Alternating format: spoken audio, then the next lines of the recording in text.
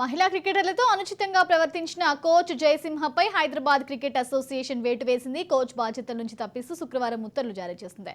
క్రికెటర్ల గౌరవానికి భంగం కలిగిస్తే ఎట్టి పరిస్థితుల్లోనూ సహించబోమని, ఎవరైనా సరే ఉపేక్షించబోమని హెచ్సీఏ ప్రెసిడెంట్ జగన్మోహన్ రావు తెలిపారు. ఇక మ్యాచ్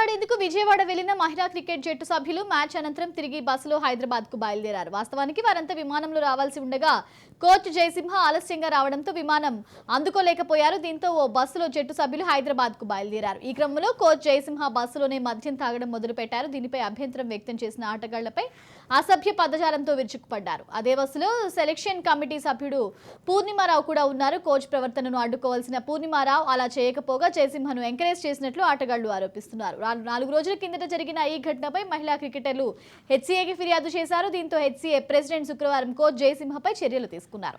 ఆయనను కోచ్ బాధ్యతల నుంచి తప్పించారు. మహిళా క్రికెటర్ల ఫిర్యాదుపై విచారణ జరిపిస్తామని మీడియాకు వెల్లడించారు.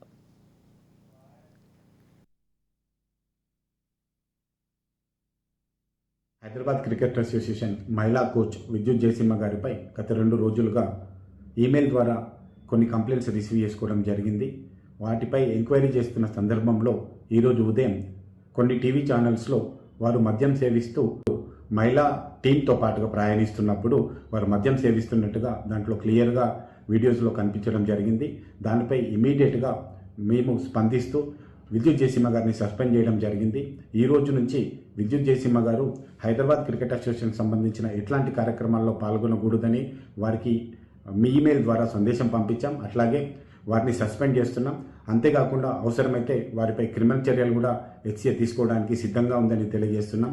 ఇట్లాంటి చర్యలు ఎవరైనా పాల్గొంటే హెచ్సీఏకి సంబంధించిన వారు ఎవరైనా అయితే వారిని పూర్తి స్థాయిగా హెచ్సీఏల నుంచి బ్యాన్ చేస్తాం. వారి లైఫ్ టైం బ్యాన్ వారి మీద పెట్టడం జరుగుతుంది.